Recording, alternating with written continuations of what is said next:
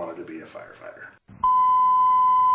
Fire 2028 South Lone Pine Avenue. And she said, do you want a job? And I didn't even hesitate. I'm like, yeah, I can be there tomorrow. So they told me to report to the North Training Center like the following Monday. And I remember thinking to myself, man, this place is huge. They have a North Training Center and a South one. And it was like the biggest deal for me. I remember it being one of the best days of my life. Dispatch, Springfield Battalion 1. You can show me in route to that fire in the building calling. Fire service for me gave me accountability. Somebody needed you every third day, and you were expected to be somewhere.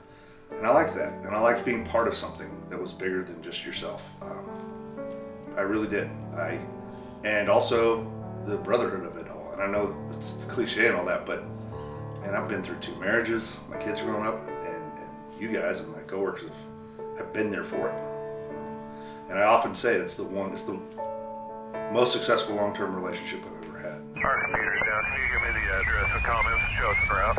Springfield Engine 3, showing route 2028 South Lone Pine. Off channel is going to be 5. They have smoke pouring out of the house. Caller advised there's 3 children, 1 adult still in the house. The room is going to be on the north side of the house, ages 13, 11, and 6. And we got a call for a house fire, working house fire with people trapped inside, which is a weird time of day, 6:21 in the morning.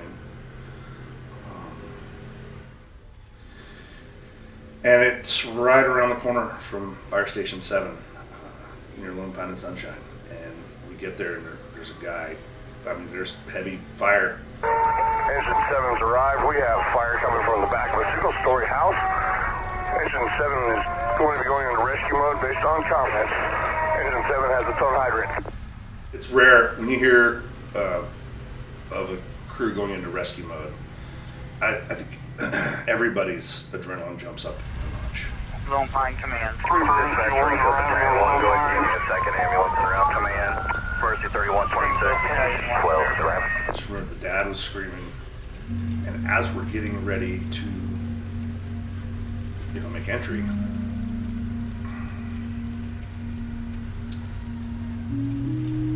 I locked up.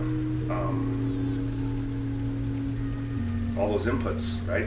On rescue mode, do I stay out in the yard? No, we gotta go in.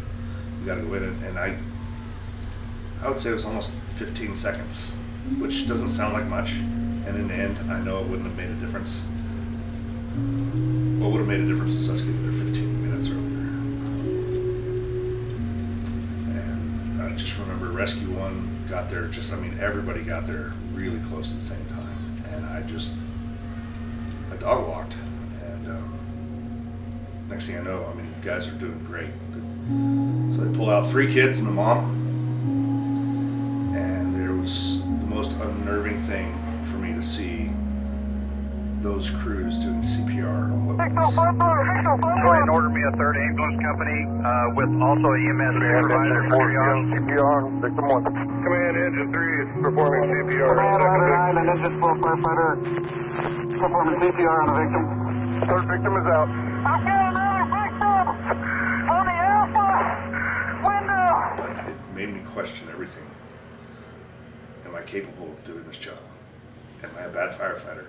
Am I a bad person? And, the gossip that goes around, firehouse is worse than a hair salon. I heard you didn't even have your mask on. That wasn't true. And it really caused me to question everything. And that was it. When I say we have a finite capacity for trauma, that was the one. So fast forward, almost a year later, we're in another house fire.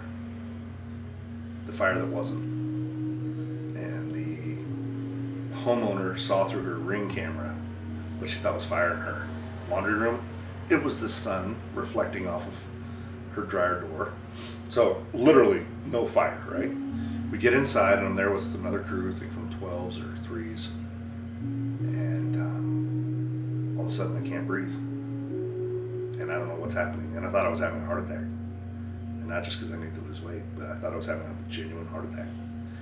Ended up getting an ambulance ride, which scared the shit out of me. It's probably one of the scariest things I've seen all the guys behind the ambulance as the doors are closing.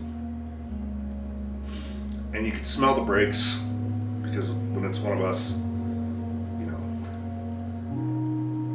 and they treated me so well at Mercy. I mean, I got right in, had a team, and it was a panic attack. And I mean, you talk about the epitome of feeling weak. Like and we really started going backwards in professional counseling, what's happening, and it came back to Lone Pine. So it's a long-winded way of saying it, but I really had to get the mindset shift of it's my time, and that's tough. I was raised, you start strong and you finish strong, and I had to learn start strong and know when to walk away, and that's been tough. It haunts me a lot.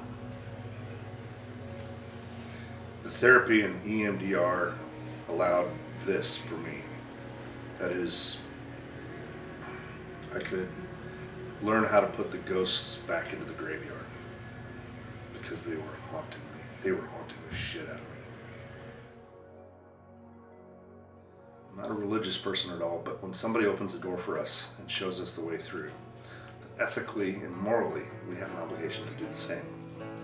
So, and I'm going back to school, and I'm going back to school for counseling, because I'm excited. I'm going to enjoy this summer with my boys, but then I'm going to treat school as a full-time job, and hopefully be able to, whether it's here, whether it's anywhere, there's a fire department in every town, and it hopefully will allow me the chance to help others.